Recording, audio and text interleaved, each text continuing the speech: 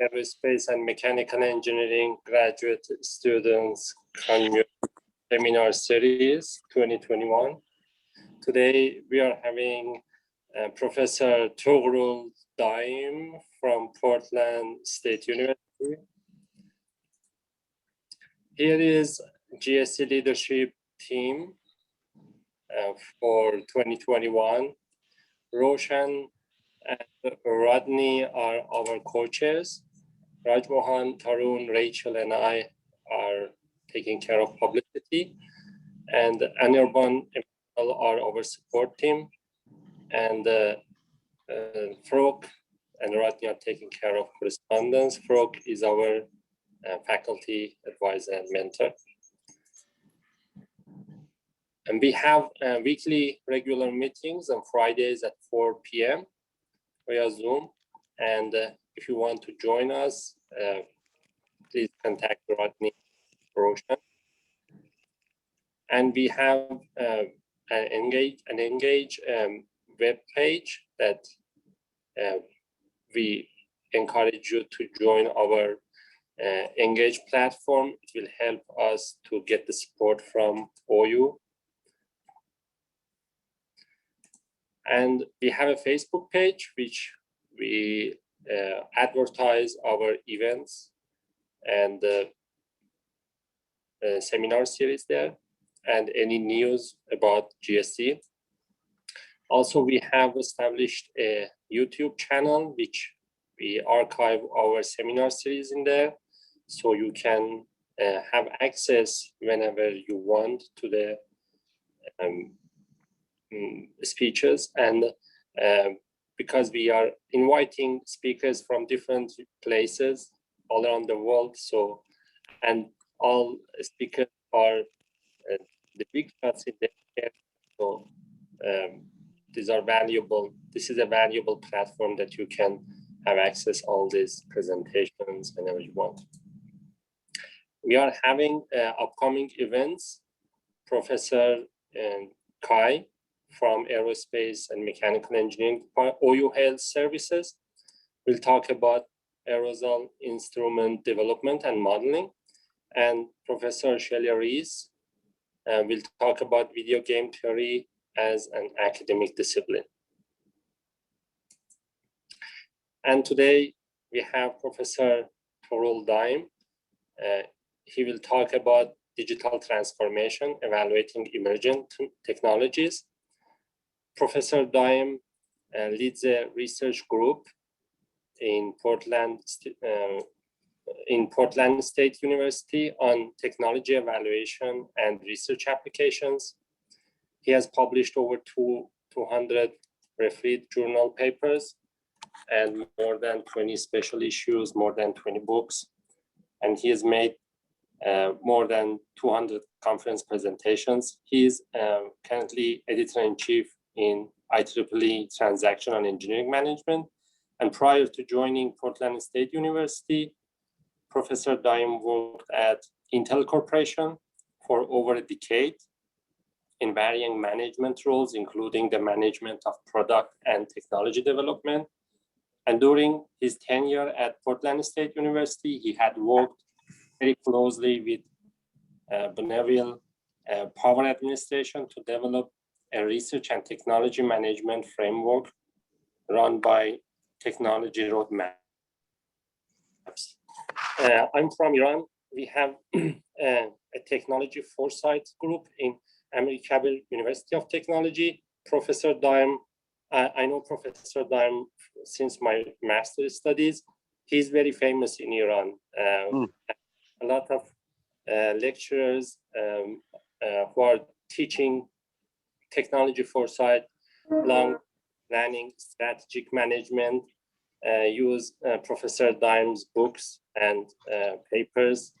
He's very well known on scenario-based planning and road mapping, technology foresight. And it's a great honor to have him today talking to us. And with that, Professor Daim, the mic is yours. I stop sharing my So I think you can share your screen. Thank you so much, Reza. So I didn't know that I was famous. I should plan on a trip to Iran one of these days, but maybe not now, but hopefully things will get better. Yeah, so I actually almost came to University of Oklahoma. When was it? In 1996 as a visiting faculty, and most probably I was going to basically be a faculty member there. I don't know if Dr. Dr. Farooq was there at the time. Were you? No, I came in 2009. Oh, okay. All right. So there was a lady, a Turkish lady, a professor. I think she retired in the industrial engineering department. I remember. Pulak. Yes, yes. Pulak, Simin Pulak. Simin Pulak, yes. Well, I ended up in another state with starting with O instead of Oklahoma. I'm in Oregon, and I'm really glad to be here today to be able to talk to you. And Reza, thank you for arranging this. So, I mean, since we don't have a lot of, hundreds of people, let's make it an interactive conversation rather than a lecture. And just ask me when you have any questions. And I'm going to try to introduce what we do here and what I do, and we can go from there, okay? So can you see what I'm sharing? Yes. All right, so the full slide set, right? You're showing us the wrong screen. You should be, we are seeing your projection and the next slide. It's not the full slide. Okay, so let's see what we can do here again. Share this one. How about now? Yeah, perfect. All right. All right, so we're going to talk about digital transformation, and I'm going to really discuss the part that I am focused on. And as you know, our partners in the industry love buzzwords. Those who've been in this field a long time, we have seen a lot of buzzwords. For example, total quality management was a big one in beginning of the 90s, which was really packaging up statistical process control and quality control and so on and so forth. Now, like 5 years ago or so, we had a big, basically buzzword on data analytics, and it's still a big buzzword. Of course, we have big data, a lot of computational efforts and whatnot, but when you look at it, a lot of people talk about it and refer to operations research and statistical analysis and so on and so forth. So that's why I want to really focus on the fundamentals, right? Digital transformation is really acquiring technologies and integrating technologies and mainly information technologies into several industries that are or were not familiar with it. And frankly, what we lived during the last year was like a lab experiment. I mean, it was very interesting. I mean, we have seen accelerated adoption of information technology in healthcare, for example, in education, and so on and so forth. So I'm going to talk about basically those aspects. Now, on this page, you see the output of my research group. Some of the output, recent output, just shows you what the topics we're working on and the journal. And I'm also more than happy to talk about the journal today. I know several of you are know the journal and want to publish or published in the journal. So I would be very happy to give you some feedback. Now, so Reza was kind enough to introduce me, and thank you for that. And I really cannot do what I do without my research group. Our work has been listed in many basically lists as a top group in terms of our papers being ranked, cited, as well as our road mapping approach being one of the schools of thought in the world. And if you can look at this slide, just again, this is my bragging time, if you will. University of Cambridge just recently published a paper defining 6 schools of thought for technology road mapping, and we are one of them, the Portland School, next to the Cambridge, Moscow, Beijing, and Bangkok. And then there's a couple of other papers just listing one of the papers that I think Reza was also referring to, which really was an interesting inspiration, actually, for a lot of researchers, use of bibliometrics in a way to evaluate technologies and patents as well. So it actually, I was reading Alan Porter's work at the time and teaching technology forecasting, and at the time I have had late Professor Linstone in my classes. It was a pleasure to have him. He's the founder of the journal Technological Forecasting and Social Change. And in every class, every year I had student projects. So we combined 3 of these projects and these using bibliometrics. And we kind of, one of the things we looked at was using the way the S-curves flatten as maturity indicator for the technologies. And that was a big success. I mean, I was expecting my dissertation to be published right away. It was rejected 3 times before it was published, but this one published right away. So as a result, I guess my point is that you never know what will be really more valuable, what kind of research. All right, so coming back to my group. So again, I'd like to really acknowledge these smart professionals, young professionals who's been working with me. Several of them now graduated. So somebody is talking on the phone. If they can maybe mute. All right. So they are, I mean, coming from Iran, from Pakistan, from Saudi Arabia, from Bangladesh, from Peru, from China, and they again have contributed very significantly.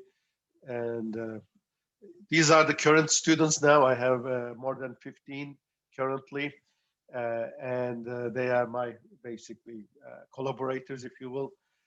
And I believe that you cannot really do research without PhD students because they really extend your work. So I do not believe in a research without a PhD student. Some of my colleagues disagree. They may disagree. That's my opinion. And I actually have 24 pieces of evidence, or 25 gonna be next week, to back that up. So those are really the graduates that I've seen that are listed here. And they actually work in very good places. They work in the industry in places like Amazon or Daimler, in medical institutes like Oregon Health and Sciences University, or international basically universities in Saudi Arabia, for example, or here in Seattle, Pacific Lutheran University, and government agencies like US Department of Energy, and so on and so forth. So that's enough about us. Now, how do we relate to digital transformation in the work we do? So basically, digital transformation has impacted how we live and how we do business. That's really incorporation of information technology made mostly. And we have seen over the years that the influence of that, the integration of that into our lives, making us better and better and better. But it has multiple implications, not just technical implications. Those are in social, political, ethical, and economic. Now, you could say, what are those? What can be about, how can technology be ethical? Well, I mean, look at AI or cloning technologies, right? There's so much discussion, ethical discussion around them. The way, I mean, for example, cars deciding to basically who to kill in an accident, right? I mean, that's kind of exaggerated, but that, I mean, that's what it comes down to at the end. So there are a lot of non-technical elements that we have to consider. And then I was just referring in the beginning that the recent pandemic really accelerated the transformation in many, many areas, and we're going to look at those today. So let's look at, first of all, a big part of my research has been with the colleagues looking at the technology adoption. And I'll just go through the earlier work and then get deeper into the most recent work. Now, we started looking at technologies such as ERP systems at personal or organizational levels, and leveraging what's called technology acceptance model, understanding what really what kind of factors affect the adoption. And in this case, we were looking at really factors impacting the perceived usefulness and perceived ease of use. Now, this is interesting. The thing is, as we go forward, we started looking at mobile services, right? So as we started using mobile services, and we looked at the adaptivity, basically factors, and so on and so forth. And every time we were able to use these models very effectively. Later on, we looked at the online services adoption.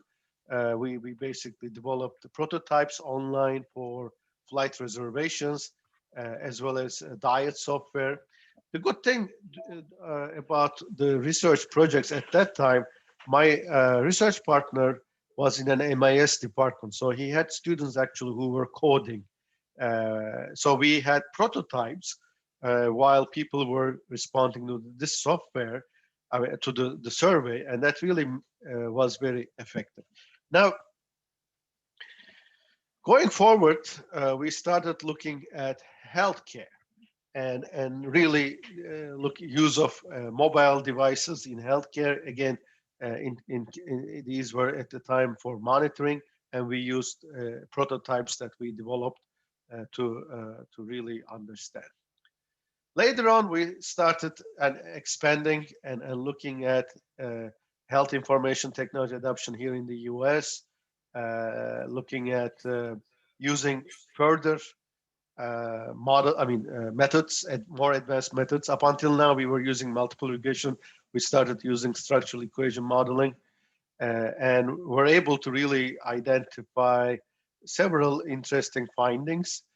For example, cost was a major item in many of the devices up until health. In health, people didn't care about cost, they cared about their health.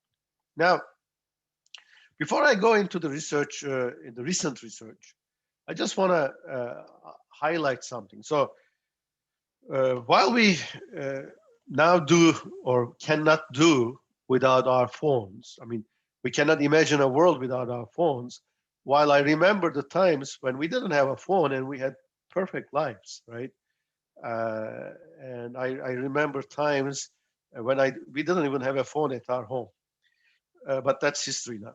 But that is also coming with some mental issues that is occurring in young people, and even in adults, like addiction to phone, addiction to digital technology.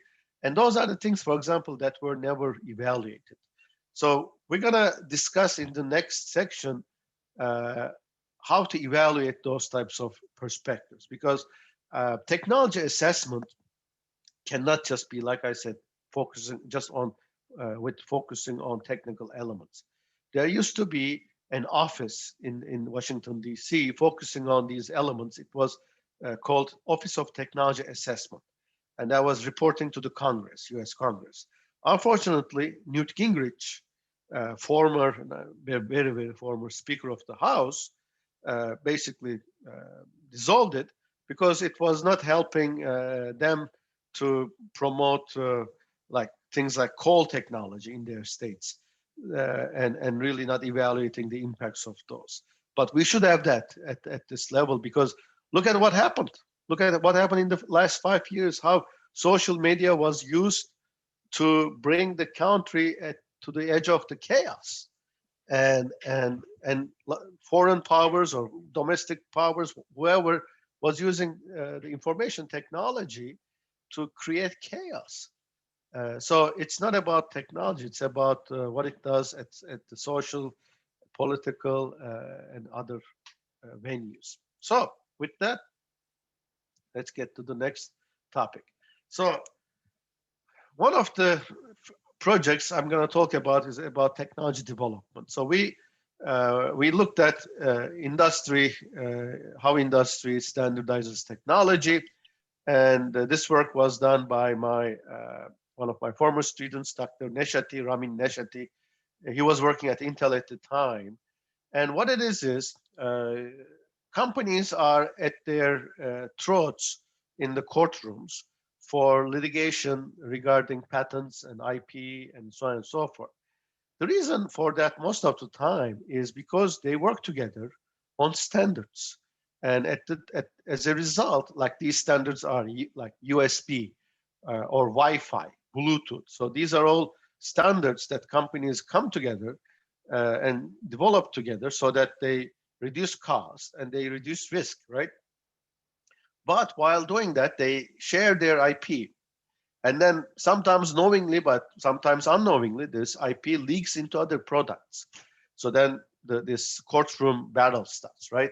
So the objective of the model is to evaluate any decision to join a standards body, and this basically to help company. And we used it for Intel, and we did 2 cases. A case at the present time when the dissertation was conducted or research for the dissertation was done, and for USB retrospectively when Intel was looking at it.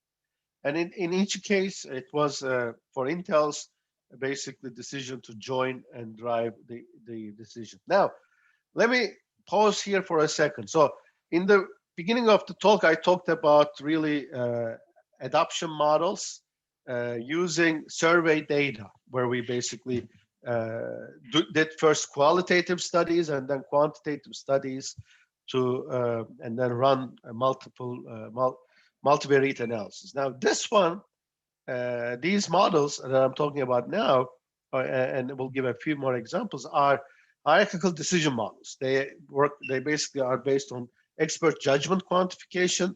This is a variety or an alternative to analytical hierarchy process developed by Saati.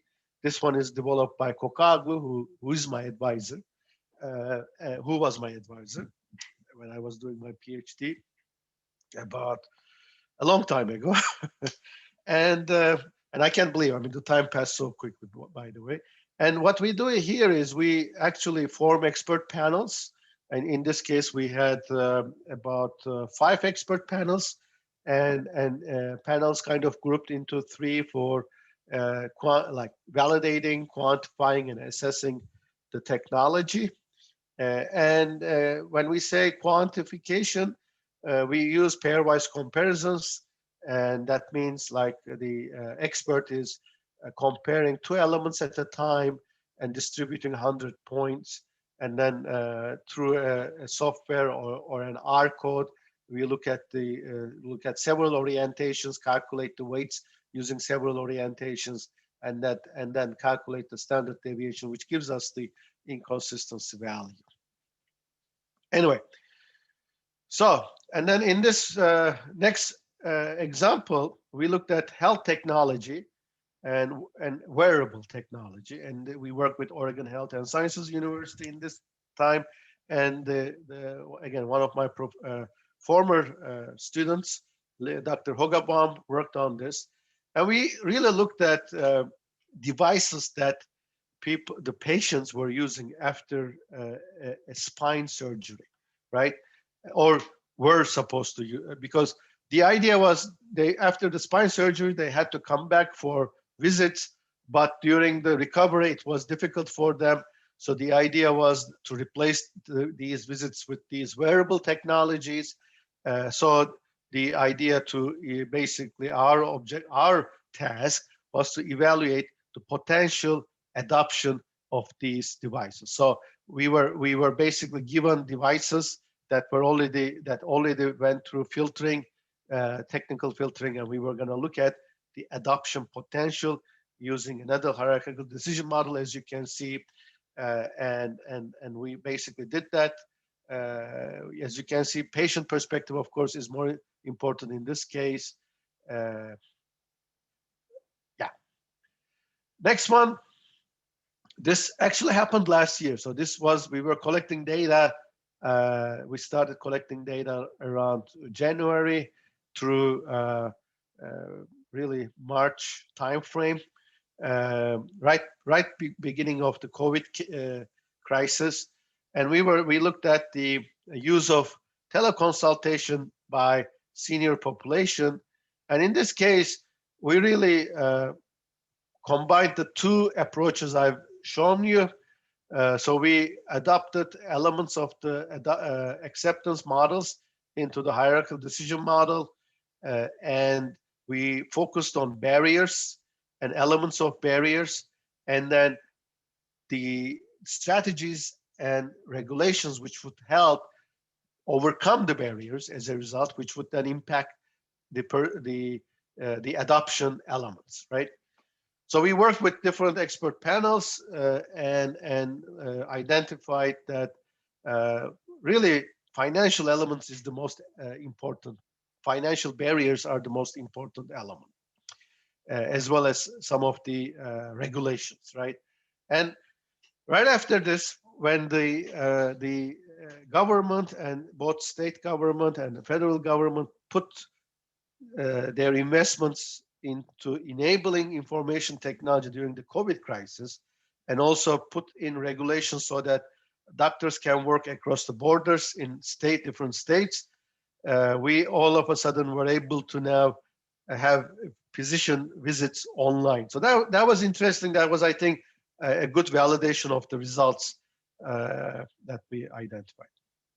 The next example is, so as you can see, we're talking about now really transformation of different elements. So we talked about really the first two is transformation of visits, physician visits into use of these devices remotely. Now, another transformation we have heard a lot about is smart city, right? And we have heard this before. We have heard the smart, or like IT revolution, or what would I say? How would I say? Automated inventory management, and so on and so forth, right? And there MIS revolution, and there were a lot of failures at those times, because we generally think that technology is off the shelf. We take it and try to implement it a place where it's not really designed for. So the same thing was happening in the city landscape as well. So smart city was a buzzword. A lot of smart cities were trying to get funding to be smarter, and really that means using data, and in the result, as a part of it, investing into big data projects, right? So we looked at the city of Portland and really said, okay, how can we help cities to get better and not fail? So we said, why don't we develop an evaluation tool for them so that they could assess their readiness for those. So we really looked at the time between when the project is selected and before when they start basically implementing the project. So it's before project management and after project selection, and really looking at the readiness. So, and then by working with the experts, we developed a model, as you can see. So that has elements including legal and people, and really people aspect was the most important aspect. at the perspective level, and at the criteria level, we had data security and privacy, followed by data scientists, so availability of them and their skill set and so on and so forth. So it's really important, I mean, that people elements were coming out as key elements here. And then we really looked at multiple projects that the city was implementing, whether or not, I mean, for example, a traffic safety sensor project or air quality sensor testing and deployment. Frankly, now these are becoming very important projects for inside air quality, like developing those types of sensors after this, what we have lived, as you know, last year. Now, and then this is just an example of showing the scoring system.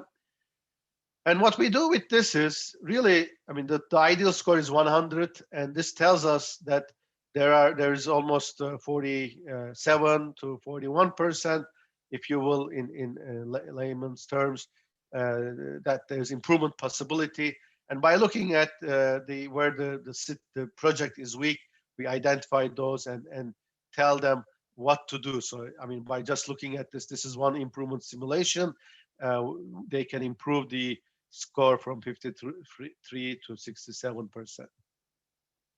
All right, now going full speed ahead on big data technology. So we, in addition to cities, of course, we saw new tools being deployed in big corporations such as Intel. And one of my former students who graduated last year looked at the adoption of Hadoop and certain application aspects of it at Intel.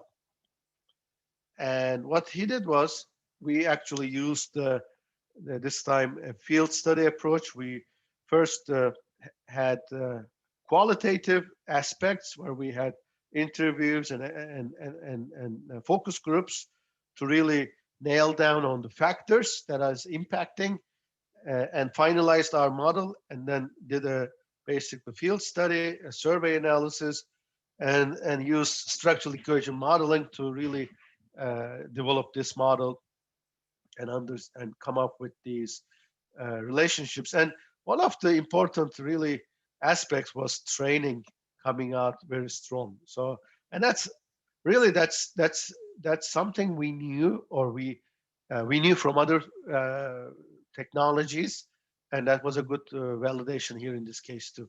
Now, just to give you another pause here, is that training is very important in every technology introduction. And I was writing a paper when I was a graduate student on robotics. And at the time, again, robotics was even a new technology so long ago, so much time ago, and still is, because it's now being deployed into different areas. But at the time, the recommendation was training, and training at all levels, right? Not just how to use robotics, but awareness training. The reason is that you want to really emphasize that people are not really, or you're not going to have people lose their jobs.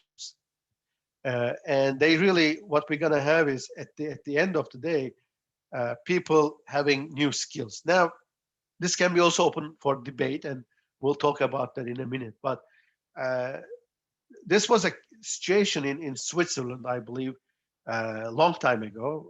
We're talking about more than 100 years ago, I think. And there was, I believe, a cheese production, most probably, and there were new machines coming in. And the workers were afraid that this new machine was gonna basically cost them their jobs. So they threw their shoes into the machine and broke it. So again, this is the story as far as I remember. So there might be things that might not be accurate, some places or whatnot, but the gist of it is accurate. So of course the machine was broken, and then it was called later on sabotage. So sabo means a shoe in Switzerland. I mean, the shoes they wear were called sabo. And as a result, the word sabotage came from this incident, they say. Now, today we see that technologies like AI is also causing or is expected to impact jobs. So what what this basically implies is really we're not going to lose people, but we're going to have new people or people with new skills. So education is necessary, right? So and as a result, the government has the responsibility really to educate the current workers or create a new generation of workers. And as a result, it's really difficult if you look at it to have just a pure economic capitalist or pure socialist state. It's really in between, because what are you going to do for people who are in their late 50s and really not educated to learn new skills? You have to take care of them. So it's really it's an open debate now, and we have to discuss it. And obviously, technology will cause jobs getting lost, but jobs created somewhere else. But the governments need to be a part of it. Otherwise, we will have chaos like we almost had recently. Anyways, too much for philosophy. Let's get back to the if you will, data, information. All right, so this was done actually also right around the COVID, and this was student information technology adoption. So one of my students, former students, who is now Dr. Wandashov, he is now working for Oregon Health Science University. And before that, he was working for Portland State University in designing and implementing student information technology. So it was perfect for him to do this study. And we actually used an actual information technology that the students were using, and we got their feedback, and basically were able to use a similar approach like the prior case. And as you can see, we found that really social influence, like influence by their peers, as well as skills that the student has, was impacting as a result the adoption of the technology. So, and this is important, especially now that the education has really showed that it can be done online to a degree. So the developers should pay attention to how to, and also the administrators, how to really help adopt these technologies. All right. Sorry. Another study we did a few years ago, and this was done by one of my former students. He is now the dean of MIS department or the school in Saudi Arabia, Dr. Aldaban, and we looked at smartphone adoption in Saudi Arabia. So this was interesting. The study was done in Saudi Arabia. So we had first developed the survey, then translated into Arabic, and translated it back to English to make sure that the survey is basically doing what it's supposed to do, and collected data in Saudi Arabia. And it's interesting. For example, one of the big elements in addition to performance was enjoyment. And today, when you look at just your teenagers, I mean, they use the phone mostly for enjoyment, right? And everything. It's no longer. I actually don't agree that we should call it a phone any longer. It's not a phone. 90% of the time we use it for something else. They watch their shows there. I remember when I was a kid, we had only TV from I think 5 p.m. to 10 p.m. and the kids' time was at 5 to 6, and that was it, right? Now they watch it whatever they like at whenever they want. It's not fair. Anyway, so this is another study we did, as I said, and that brings me to my conclusion that it's not just digital transformation. Actually, it's all technologies. They have impacted, and they will keep impacting how we live and how we do business. So it's really important as a result that we have a way to evaluate them and look at all these multiple perspectives. Again, these multiple perspectives, people referred, for example, Hal Lindstone called them multiple perspectives, and he was talking about technical, personal, and organizational perspectives. And we have seen these steep perspectives, which is social and environmental, economic, technical, and political. And we have those others adding ethical and legal aspects. But it is important to look at all those aspects when evaluating technologies because there are impacts. So it's also it's not just single unilateral, it's bilateral, right? And then just as a note, yes, recent pandemic was like I said, a lab experiment. It showed us how the different technologies or how the adoption of different technologies can be accelerated, and we have seen that happen. I mean, even the vaccine development was excellent. So as a result, I think both academically at the government level and industry level, we should pay attention to multiple perspectives. So with that, I am open to your questions. And you can also, like I said, ask questions about the journal. By the way, I just received the latest issue. Hang on one second. It's right here. Those who might be familiar, we changed our cover and we have really record submissions. And as a result, we have really published more papers now. All right, back at you guys. Are you still listening? Still awake? Thank you, Professor Daim. It was very interesting talk and very informative, different projects about technology adoption, technology acceptance, technology development. Yeah, please unmute yourself if you have any questions. I have a general question. Yes. So we have done a couple of papers with these MCDM models that contain subjective evaluation of experts. So generally, I have this difficulty in validation of the comments, like the subjective research. So my question is that I saw in different projects you used this experts, a committee of experts to derive those weights of importance for different factors. So my question is that how is the validation process in your research? Because for example, in one slide you mentioned you derived 4 factors: legal, people, technology, etc. So how you can make sure, for example, not socio-demographic factors.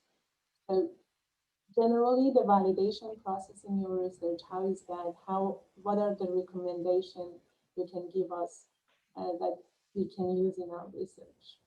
Excellent research, excellent question. So I'll give a lecture on that now. Are you ready? Now, first of all, you need to look at the research question and decide on the methodology, right? If you can solve it quantitatively, without experts, yes, you do. If you need the experts, then you decide on the model.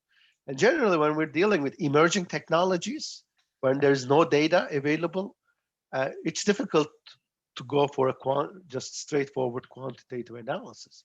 So we rely on experts a lot.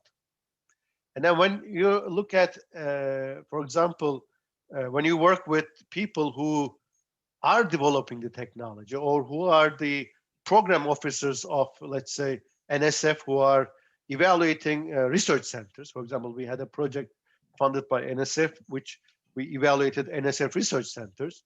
So they know what they are evaluating, basically the perspectives, right? So first of all, that's one. I mean, you need to understand what your research, what your objectives is. Now, second, when we do these, we develop, like I said, research panels. And then in these models, we have to basically develop panels at every level of the organization, meaning executives would not be able to understand the tactical levels, and the tactical levels will not be able to understand the expert panel. So we ask the top level experts about the perspectives. So there's one panel there. And then for every depth area, there's another panel, right? And then generally there's about 8 to 12 people in each panel, and they can overlap sometimes. I mean, economists can also understand social aspects. So that happens, right? Now, before we go to the experts, we do literature review, right? So we develop a model from the literature. Then we go to the experts. And then they tell us, well, it doesn't make sense. I mean, we do a quantitative validation, ask them if this is valid, I mean, this element. And we really do three types of validation: the content validation, construct validation, and criterion-related validation, right? So we really look at, do we have the right elements, right? Is this tool measuring these?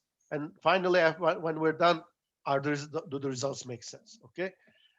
So then when one time we went to the experts, they said, well, you're missing half of the picture. So we were looking at energy efficiency program evaluation. And this wasn't done at all in the literature. So the academicians really didn't understand it well. And the industry people told us, well, we cannot just evaluate programs by what they save to us. We also have to look at whether or not we could develop standard measures so that the savings can be measured standard across the industry. And if we can create marketing programs so that the devices can be acquired, purchased easier, faster, so that you will have the overall energy efficiency savings that you will need to reduce the demand, so that you wouldn't put a plant to basically meet the demand. So, and then we added those. So really, you work with experts to finalize the model. So what we do is, so we work with, for example, if we have, let's say, 4 areas at the end, and then the top level. So we have 5 expert panels. So we use parts of it to validate, and then parts of it can overlap a little to quantify, and then parts of it at the end to evaluate the options or to develop the value curves that we use. So, and then through that, you can see there's a content validation, construct validation, and finally, we ask other aspects to validate. Okay, would you also choose these if you didn't have the tool, for example? And then they confirm it, and that's how we do validation in using expert judgment. The other validation is pretty straightforward, right? The survey instruments and whatnot, we also follow those 3 steps: content, construct validation, as well as criterion-related validation. Okay? Yeah, thank you. Very Sure. comprehensive answer. Thank you so much. Thank you, Professor Daim. Any other questions?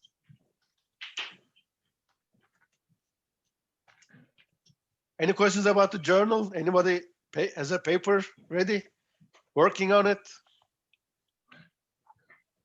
Go ahead, please. I would like to invite Latif to tell you about his problem. And Latif, if you could indicate to Tugrul how what he has said could be useful to you. What did Latif say? He's going to tell you about his PhD problem. He works with Professor Pejman, who just left. I wish he was there, because I would have asked him to tell you about his problem and how what connection he sees with your work. Okay, let me hear it. Can you hear me? I can hear you, yes. Okay, sorry, I don't have my webcam on my laptop, so perhaps you'll not be able to see me. Actually, we need to develop an electrochemical system whereby we want to use a reversible electrochemical system whereby the fuel we'll be using in the system will be methane, and we have already some developed electrodes and electrolytes, which are to be used into the system. But most of the time, the round-trip efficiency of this system, we have them to be low, and we're thinking of how do we get a better round-trip efficiency from the system. And we need to use a modeling and experimental work needs to be done in order to achieve a better system compared to what we have other people have reported in previous journal or in previous work that have been done with people. Well, that's really not an area of my expertise. So it's pretty much a chemical processing, I believe. And the efficiency is not the energy efficiency I was talking about. The energy efficiency I'm talking about is savings from the power demand. And that's really like, for example, when you go to Costco, you see these LEDs, there's sometimes incentives reduction.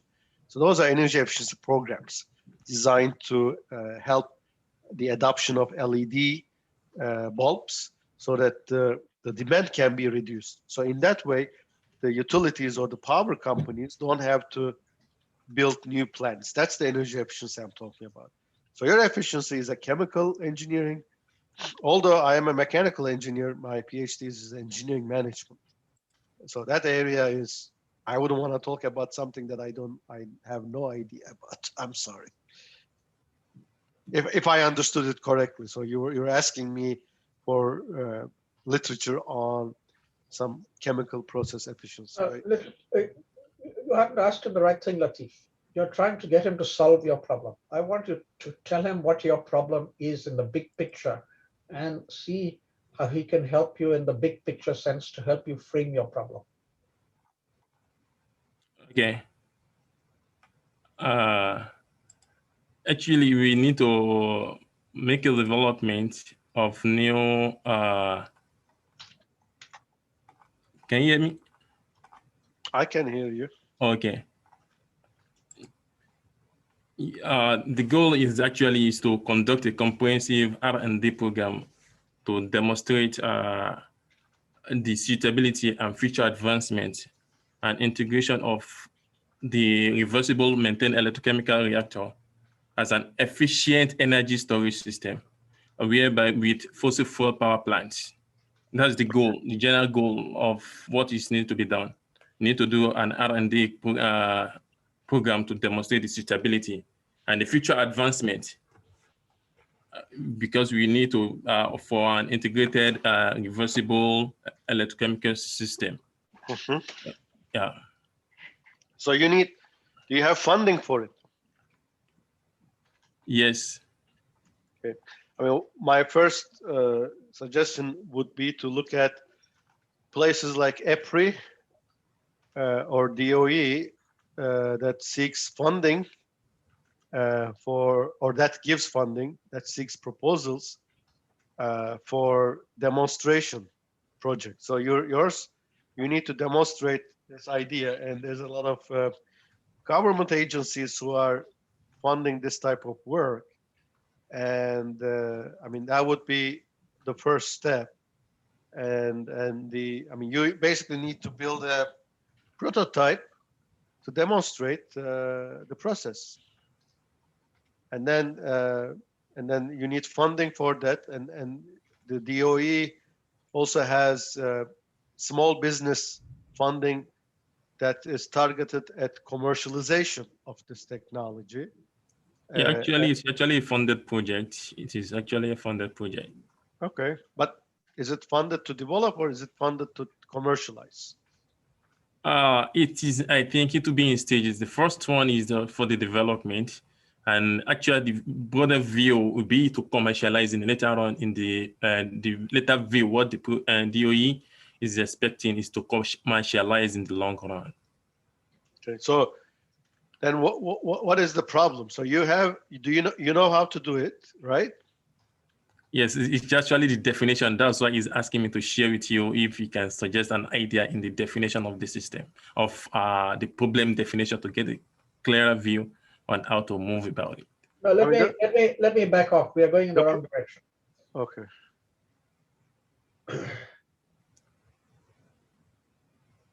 Pejman has got a grant from the DOE to develop a system for energy storage. It's a novel system for energy storage and recirculation and sustainable energy and stuff like that. Okay. That requires technology development, and it involves getting some idea of what you've talked about, technology forecasting, using the forecasting methods to say what can and cannot work. So for example, you can say, yes, we can use AI, but what are the new trends that are coming up? So when we design something today, it can be used tomorrow. Would something like that be useful to you? Or could you help us with that? Yeah, what we do in those cases, for example, we look at the underlying technologies and we like fundamental technologies and competing fundamental technologies and do patent search and publication search. And then we kind of fit them to curves. These are growth curves, S curves, and compare them to prior technologies to see, first of all, which technologies are gaining ground when compared and getting mature. That's one. And second, we could use these hierarchical decision models that I showed you and develop basically an assessment. We have done that for other storage technologies in the past. We compared technologies from batteries to pumped hydro and so on and so forth. And we could develop a model that is calculating the value, the score for the organization. So we did for robotics for Electric Power Research Institute at the time, and then that include both technical and other aspects like maneuverability and so on and so forth, right? And then by working with the technical experts who are working on those technologies, we kind of ask them where the technology is going to be in 5 to 10 years, that specific capability. And then by using the models that I showed you, we were able to tell what the value of that technology will be in 10 years. And then that really gives a good idea to the sponsor saying, okay, now I can increase the investment in that specific one, because if I let it go at this level, it's going to reach that point in so many years, I could pull that in. So yes, we can do that. We could do that type of an evaluation. So again, another question from a Latif perspective. Have you got, if you could direct us to some papers or some text or some people who have information on energy storage, that would be very helpful. Yeah, he can send me an email and I'll send him some of the papers we did.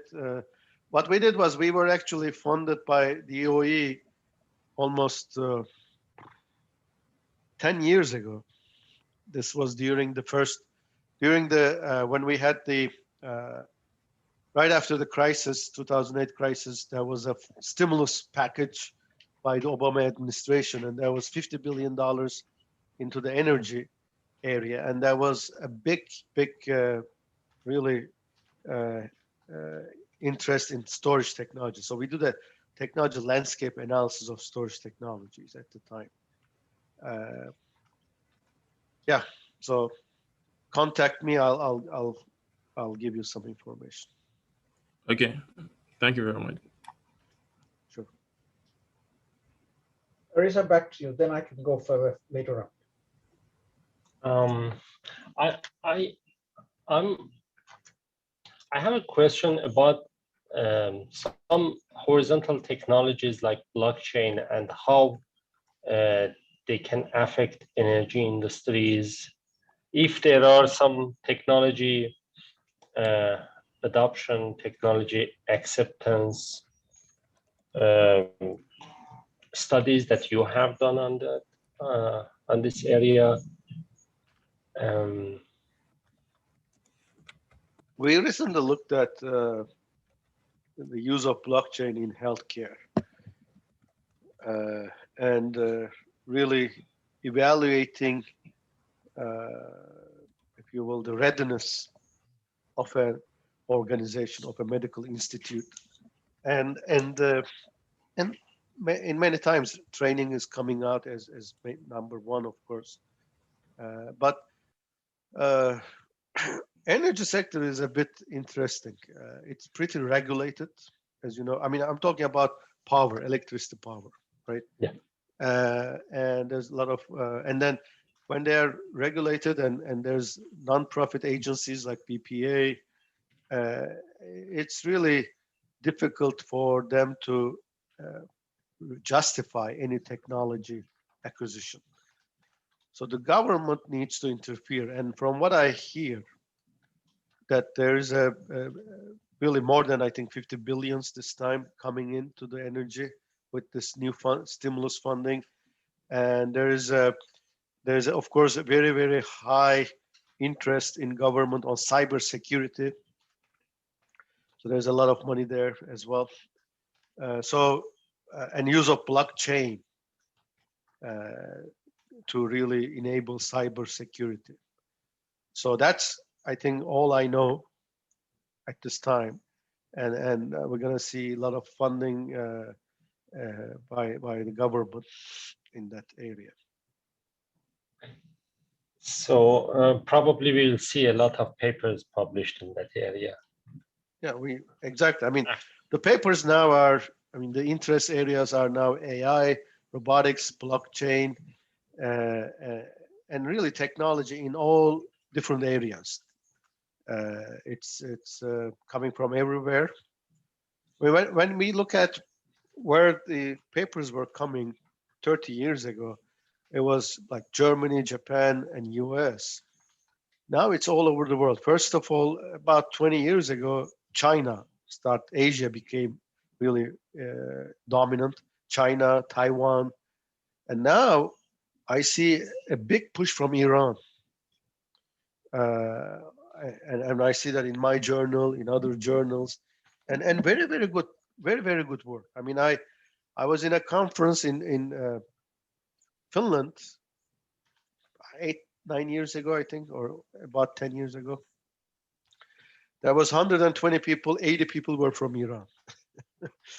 Because they couldn't come to US at the time. I believe it was difficult to get visas, and it's still not easy. But they came there. So there's a lot of interest on technology management in Iran, a lot of good research going on. And I was really disappointed in the last administration because we rely on really experts from all around the world to come to US, study here, and contribute to us. Like the example you guys have over there, several of you are from Iran. And blocking that, I think they don't help us in the last 4 years. So we have to correct that mistake soon. Yeah, you're very right about technology transfer, technology management, adoption, development, acquisition. Studies in Iran, I think if sanctions were relieved a little bit, a lot of opportunities will rise on foreign investment and technology transfer issues. So there are lots of studies, and in last 10 years, many technology foresight, futures studies, strategic management programs are established in graduate level in Iran, that they are thinking about the time that they can implement all these studies, or they can after like post sanctions era, which hasn't become true yet. And I had one follow-up question about Sure. that blockchain and energy. That how do you see like the impact of big disruptions like pandemic, COVID-19, on all these? for example, from the financial perspective, the huge rise in Bitcoin, all these cryptocurrencies during the pandemic, because everything was shut down. Maybe the price of the people were prone to invest on something which is decentralized, and I think a lot of jobs are like remote, and it may continue. So a lot of companies may continue to have this remote work lifestyle. So how do you see? I can tell you that I wash more dishes and I cook more than I used to, so I don't like it. But that's okay. We spend a lot of quality time with our kids, so I don't complain. Now, I'm not an economist or a finance expert, so let's start with that. But investment is very psychological, okay? And let's start with Bitcoin. So when you watch movies like Star Wars, Star Trek, eventually I think we will reach a universal currency. But it's not possible now with all the politics and power struggles. We still have a lot of, how would I say, very strong leaders, if you will, in different parts of the world. So it's not going to happen. So I think Bitcoin is very opportunistic investment. Investment. So people use it, people manipulate it, like oil, right? I mean, we talk about demand and supply and economic theory, and during pandemic, the oil prices in the U.S. did not change much. I mean, when I first came to this country, oil prices were less than $1. I mean, a gallon, right? That's a long time ago. It's okay, but we haven't used any gas last year. I mean, rarely. So why did it? I mean, and the barrel prices plummeted, but the prices at the tanks did not. So there's a lot of politics. There's a lot of other, taxes, but not in the prices, of course. So what's COVID gonna do? It already did a lot of things. And I'm not a medical expert. I'm not a biological expert. So I don't know what's happening with it. But from what I read and what I understand, we're still struggling with it. And we don't even know if vaccines are gonna be good for a long time, or we have to go through this again. And imagine going through this again over and over again. So I don't know but I'm sure we're gonna have innovations which is gonna make this easier. So we use tablets. I was listening to NPR yesterday. They are talking about those like drops and so on and so forth for vaccination. But it's a fact. I mean, we're gonna have to deal with it. We're gonna have to deal with these viruses. We're gonna have to find other places to live, like space travel. So I think that's gonna accelerate too. Yeah, I mean, like you said, we're not gonna return to what we were doing 100%. For example, because now I can teach classes online, and some classes I can do better, and I can convince the university now that I can do it, right? So I don't have to be here to do that. I can be some other place to doing that. Same way with the kids getting education, but education is not just technical either, right? I mean, the kids need to go to school to socialize, to grow up. So the adults don't need to socialize, but they also need to network with each other. But on the other hand, like going to a doctor's visit, I mean, you spend hours, but see the doctor for 5 minutes, right? So that is definitely changing. Changed now. I see my physician most of the time via phone like this. The shopping for elderly and whatnot is now easier. There's Instacart and other things. Yeah. So Well, I mean, things are going to evolve, and there's a lot of uncertainty. Of course, there's a lot of innovations that came out of this, right? And we're going to see that impacting us positively, I think. But I think because of the pandemic, we couldn't do research on some other areas. So that's going to impact us negatively, maybe, so that they're all going to balance at the end, because, I mean, we couldn't go to the labs for a long time. So there's a balance there. So again, nobody can see the future, but I think maybe it's going to help us to unite, although the January 6 events didn't show much hope there either. So we have to be careful about technologies, things that we do not know about. I mean, the whole chaos was created thanks to a technology, right? Social networking sites and so on and so forth. So I think as a government, we need to have a better relation with science and technology, understand science and technology at all levels, like from viruses to information technology, and not discount that like some other former administration did. So respect science, then will be better. But again, it's not a pure scientific world.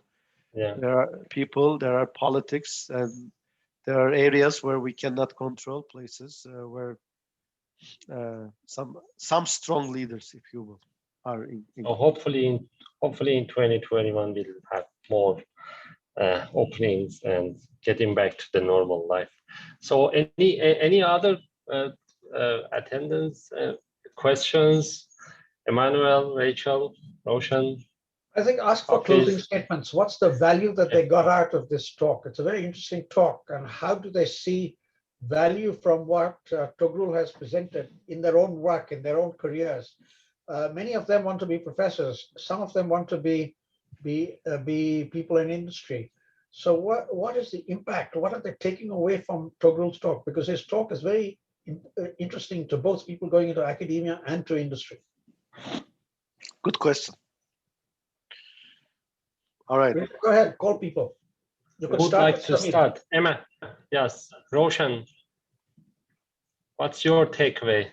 How do you see value of Professor Daim's talk in your studies? Emmanuel, yeah.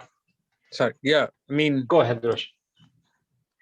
It is definitely interesting to me how we share similar, I mean, I'm also a mechanical engineer now, and him being a mechanical engineer, and just the research in terms of how technology advancements can be predicted and how we can work on it. It is really interesting because I myself, I'm working in an area where my research is working towards how we can shape the technology, like electronics, basically electronics and electronic devices. So it is really interesting for me, and I definitely take away a lot of information and insights for my future as an academician. Thank you so much, Dr. Daim. Emmanuel, Professor Daim was also a robotics graduate. So you always talk about technical stuff. In some point, you will become a technology manager. How do you connect what you see in the future and what Professor Daim talked about?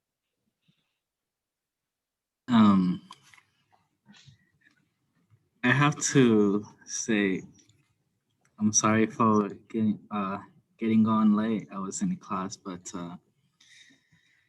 the small portion I saw was very, very interesting, and I can relate to what I'm doing.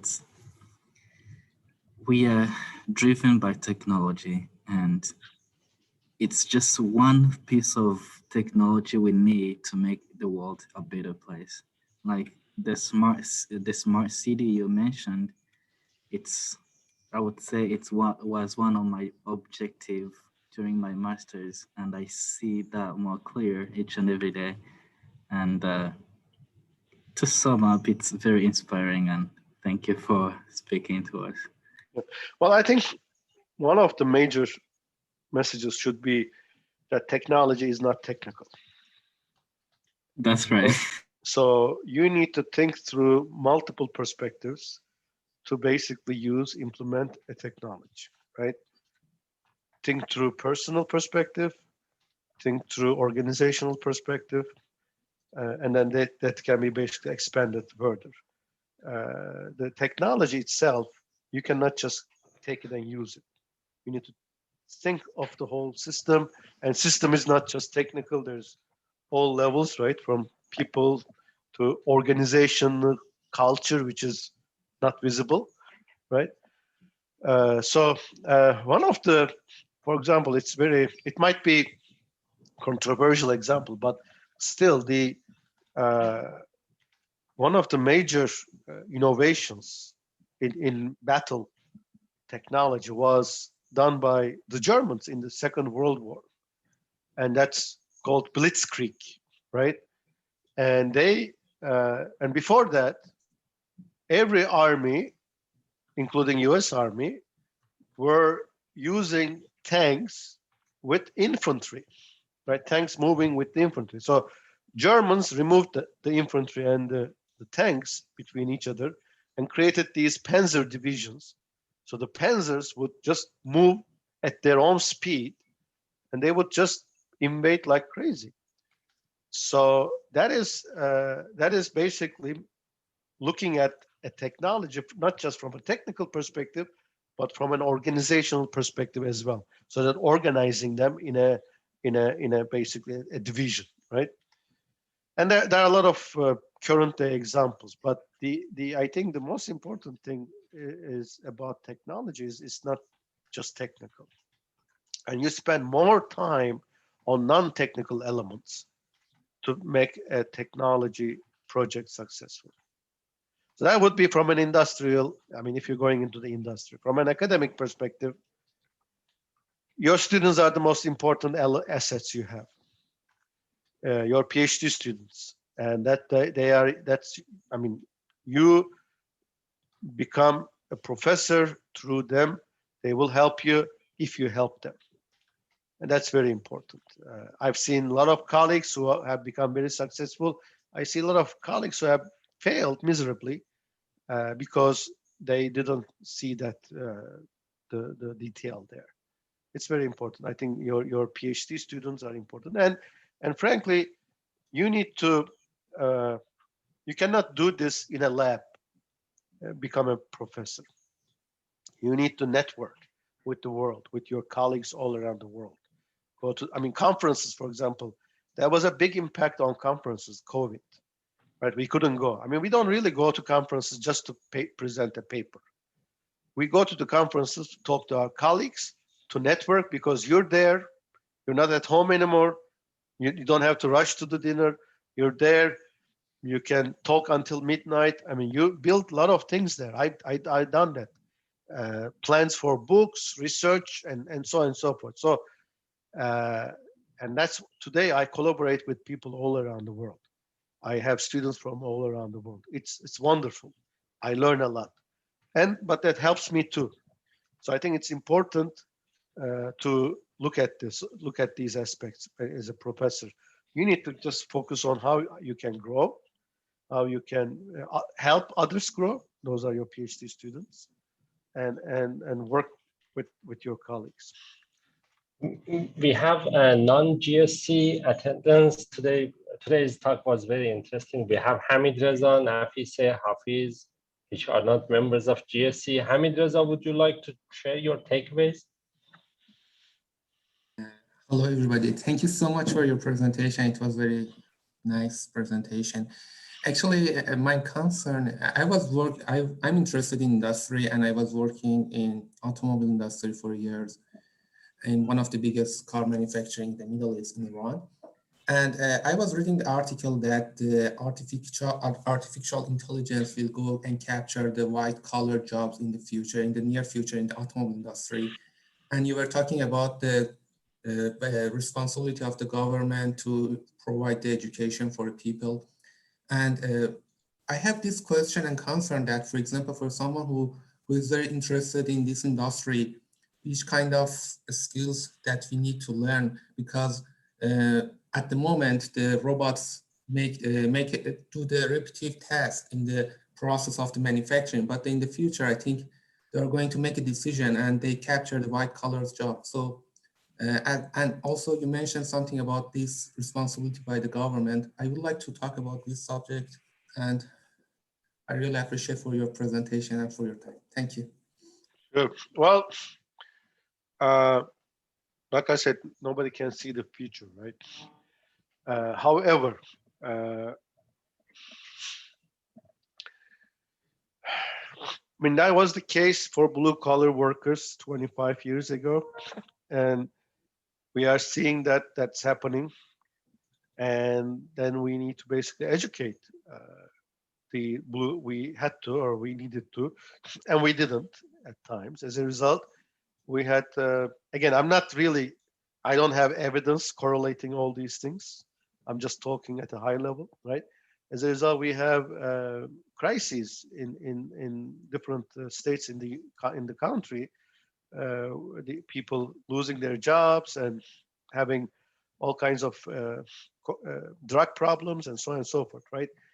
So the government's role should be to assess these exactly and help educate or help take care of these people. So that's I mean, that is the fact. I mean, we cannot just some people will disagree, be 100% capitalist society. That otherwise it will be Mad Max.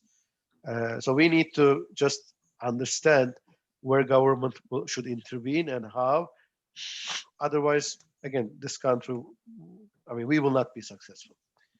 So now coming to AI taking the jobs of white collar people. Well, that's a philosophical debate now, right? Some even big names discuss we should be careful, as you know, about AI. And if you're a science fiction movie fan, you know movies like Matrix or Terminator, right? Again, what is the limit? Sky is the limit, right? So we have to be careful. Again, I cannot imagine that will happen, but we shouldn't let technology manage us. We should manage technology. That's the word. This is a word from Linda Kokaglu, my advisor. So we should not be slaves to technology. Okay, and yes, technology can make certain decisions, but what if? I mean, for example, we're just hearing reports about face recognition, and that it's pretty discriminatory, apparently, procedure. We didn't know that. Or I don't know if what's happening in UFO, but here we're not using GRE any longer because GRE apparently was pretty also biased towards white and powerful people, rich people. So we have to be careful, and we have to be careful about technology. As a government, again, like I said, we should help assess and really manage. And as world leaders, we need to manage this whole economic situation because companies are driven by competition, right? Cheaper, better. But if the curve is kind of goes up after a point, meaning you cannot just think through your own perspective. When you start damaging the society that you're supposed to contribute to, then is that okay, right? And again, these are philosophical questions. The lawmakers and whatnot should look into that. But I mean, we've been through a divisional time of 5 years or so, and it's very difficult to address these at this time. But I hope we will. I don't know. I mean, I don't have the answers for you. It's just, I think we have to be careful. There will be jobs lost, of course. But again, as individuals, we have to be aware of that. We have to keep educating ourselves, but the government should help us. And it's happening. I mean, we have a lot of programs that is doing that. And yeah, that's what we should do. Thank you, Professor Daim. Rachel, you are a data science graduate student, and Professor Daim touched upon big data and a lot. Do you have any closing statement? And it's almost 1:30. We are wrapping up. We need to finish at 1:30 because the next group will start coming on at 1:30 for me. I'm using my personal email. Yeah, and Professor. All right. Yeah, So thank you. Thank you, Professor Daim. Thank you so much for the great talk. Very interesting. I hope it was topic. useful for you. And thank you for hosting me. This was really a great opportunity for me to get to know you guys. It was very useful, and we have some people close to graduation, Nafise, myself. So if anyone has any papers, IEEE transaction in engineering management is can be a target journal for you. Thank you, Professor Daim, for the very interesting talk. And Tugrul, I'll be in touch with you. I have a proposition for you. I'm working on an engineering research center. Okay. And so I want to touch base with you to see if you're interested. Of course, I am interested. Okay. Excellent. Looking forward to hear from you. Thank you, everybody. Bye-bye. Thank you so much. Thank you. Bye. Thanks, Reza. Thanks, Emmanuel. Thank you, Farouk. Excellent attendance. Bye, guys. Yeah. How are you doing? How are you feeling, Farouk? I've worked too much today. I'm feeling very weak just now. But I have another 3 meetings to do. Do you have water on your table, on your desk? Yeah, I have water. I have water. I have everything. You have to drink it like frequently. I mean, yeah. Please take it seriously. Yes, tell him, make him do it. Okay. Actually, I wanted to drink water last night. I just recalled you. I wanted to send an email and remind you to drink water, but I felt that maybe it's too much. His son did. That's too much. His son did. Okay, bye. Okay, so Janet, I will remind him every hour to drink water. No.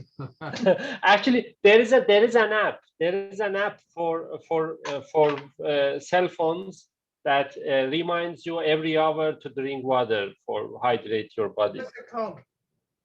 I'll send you the name. Okay. Bye. Okay. Thank you. He's getting tired of his wife saying this. Yeah. Bye. Bye.